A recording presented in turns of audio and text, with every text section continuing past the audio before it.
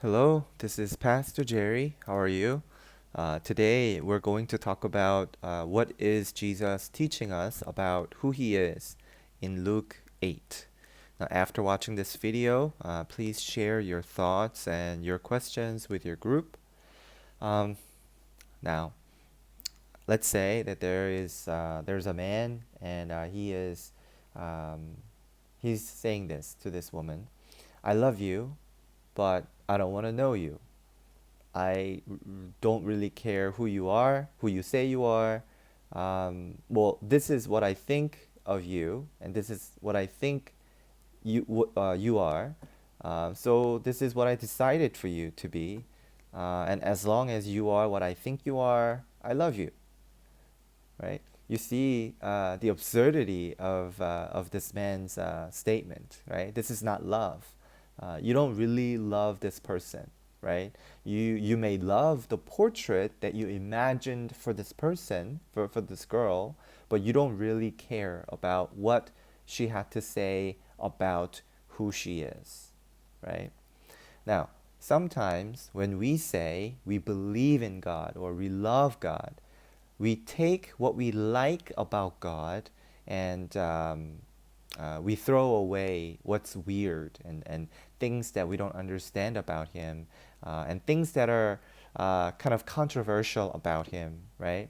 We selectively believe and follow, right? And frankly, that is not faith, right? That's more blasphemy than respect, you see? Now, if we want to follow Jesus and really desire to believe in Jesus, then we have to consider what he taught his disciples about who he was. Now, in Luke chapter 8, verse 22 to 25, we have a really short story about Jesus calming the wind and the waves on the lake. This may not be very impressive to us, right? Although, I mean, this miracle is impressive. Um, but this story is very crucial in understanding what Jesus said about himself and who he believed himself to be, right? So, without much further ado, here's Luke chapter 8, verse 22 to 25. One day he and his disciples got into a boat and he told them, "Let's cross over to the other side of the lake." So they set out, and as they were sailing, he fell asleep. Then a fierce windstorm came down on the lake. They were being swamped and were in danger. They came and woke him up and saying, "Master, Master, we're going to die." Then he got up and rebuked the wind and the raging waves. So they ceased, and there was a calm. He said to them, "Where is your faith?" They were fearful and amazed, asking one another, "Who then is this? He commands even the winds and the waves, and they obey him." Now, the point of the story is that Jesus was someone who can calm the storm, right, on the lake by rebuking. In other words, by commanding and giving orders to the wind and the waves. That is impressive, right? But what else? Like, okay, so that's who Jesus is, right? He can calm the storm by rebuking the wind and the waves. Um, if we take the time machine and really go back in time, right, and live among the first century Jews, we might look at this passage and, you know, probably say more than, "Oh, that's impressive. What else?" Right? Now, first of all, the ancient people always thought that water was um, uh, something chaotic, right? Something mysterious. Okay, it represented danger, unpredictable nature, and power. Right? In Genesis 1, we see God creating the world by commanding the water to reveal the land, right? And in Exodus 14, we see God ordering Moses to part the Red Sea, and God sends the wind to divide the water, right? And in Jonah 1, we see people panicking in the middle of the great storm, and God calms the storm when Jonah sacrifices himself by giving himself up to the raging waves, right?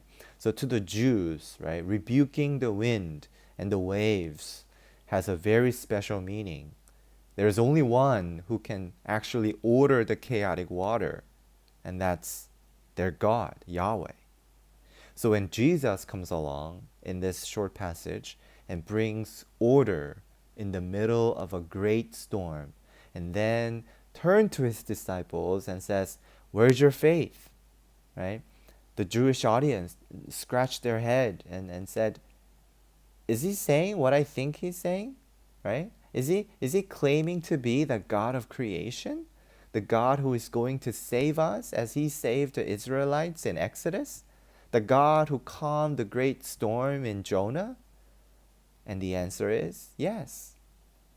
Now, most of them thought Jesus was blaspheming because he was claiming to be Yahweh, their God of the ancient, right? Now, we need to actually ask that question ourselves. Like, how about us? How do we hear Jesus? Do we believe his claims? Or do we just choose to believe what he says about himself, right? We take what's good for us, but we will not take what is strange and what is weird and what is hard for us, you see? Now, believing in Jesus means we take everything he says about himself. It means we go all in or not at all. Now, what are some of the things that you like about Jesus? What do you feel uncomfortable or feel kind of controversial or inconvenient about Jesus' saying?